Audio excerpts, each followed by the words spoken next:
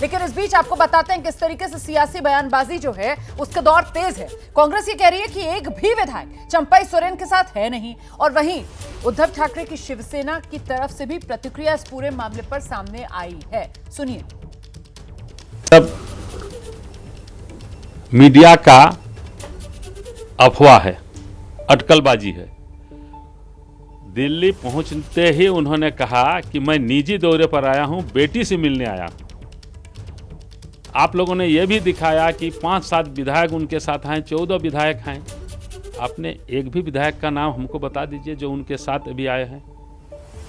वो अपने व्यक्तिगत काम से आए हैं, उसको अफवाह फैला करके, न्यूज तिल का ताड़ बना करके ये सारे चीज को अफवाह फैलाया जा रहा है। वह एक जेएमएम के और गठबंधन के बहुत ही समर्पित निष्ठावान नेता रहे हैं, कोल्हान टाइगर कहलाते हैं। वह माननीय गुरुजी शिबू सोरेन के सानिध्य में काम किए हैं। माननीय हेमंत सोरेन जी के मुख्यमंत्रित्व में नीति निर्धारण के प्रबल स्तंभ के रूप में रहे हैं। गठबंधन ने उनको सदैव सम्मान देने का काम किया है।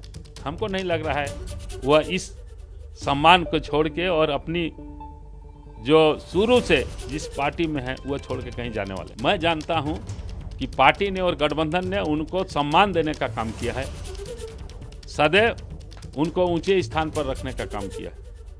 कि चुनाव से पहले ये लोग हेमंत सोरेन जी को मुख्यमंत्री पद से उतारना चाहते, उनकी पार्टी तोड़ना चाहते, उनके पार्टी में और राज्य में अस्थिरता लाने चाहते, इसलिए झारखंड में चुनाव नहीं हो रहे। उनको समय, टाइम चाहिए। देखिए, चंपा सोरेन कल गए और आज क्या बोल रहे। महाराष्ट्र में भी यही, झारखंड और महाराष्ट्र में उनको हारने का डर है। बीजेपी दोनों राज्यों में बुरी तरह से हार रही है। महाराष्ट्र में तो उनका सुपड़ा साफ होने जा रहा है, झारखंड और महाराष्ट्र में चुनाव नहीं करने जा रहे। ये संविधान के खिलाफ है, ये संविधान के खिलाफ है। चुनाव आयोग संविधान के खिलाफ काम कर रहा है, दबाव में काम कर रहा है।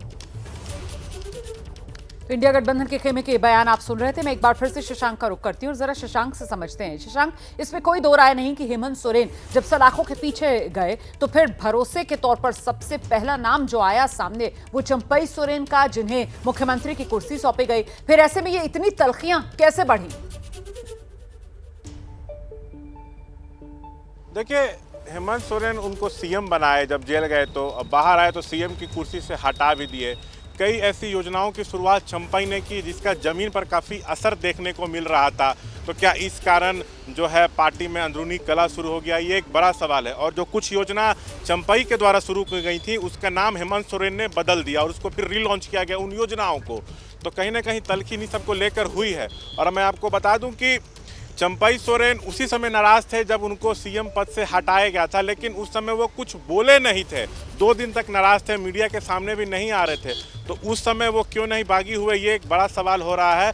क्या उनको ये लग रहा था कि हेमंत बाहर आए हैं और कोर्ट की तरफ से कहा गया कि इनके खिलाफ कोई सबूत नहीं है? क्या सहानुभूति थी उस समय हेमंत को लेकर, इसलिए कोई कदम बागी रुख अख्तियार नहीं किए थे चंपई? ये एक बड़ा सवाल है। लेकिन हाँ, हेमंत सोरेन को अब ये बोलने का मौका जरूर जनता के बीच में मिल जाएगा कि मैं जेल गया तो चंपई सोरेन को मुख्यमंत्री बनाया, तब भी बीजेपी इनको तोड़ने की कोशिश की और अब देखिए ये भी बागी हो गए और मेरे ही खिलाफ में बोल रहे हैं। तो हेमंत को एक बड़ा मुद्दा यहाँ पे जरूर मिल गया है। लेकिन आदिवासी का अपमान हेमंत ने किया चंपई सोरेन का, इसको बीजेपी कैसे भुनाती है पूरे चुनाव में या अभी के दौर में, ये देखना होगा। बिल्कुल, लेकिन देखिए ना, वो बहुत ही महीन, बहुत ही बारीक, बहुत ही फाइन लाइन है और वो अभी से नजर आ रही है कि जेएमएम के जो नेता हैं उनके निशाने पर चंपई सोरेन नहीं, बल्कि वो सीधे सीधे कटघरे में बीजेपी को खड़ा कर रहे हैं कि साहब ये तोड़फोड़ का खेल जो है, पार्टियां तोड़ने का, वो बीजेपी की तरफ से खेला जाता है। तो इस एंगल को जेएमएम बेहतर तरीके से समझ रहा है कि कहीं ऐसा ना हो कि आदिवासी का अपमान और वो सहानुभूति फैक्टर जो अभी तक जेएमएम हेमंत सोरेन का एडवांटेज समझता था, वो खेल पलट जाए और मामला चंपई सोरेन के लिए सहानुभूति वाला बन जाए।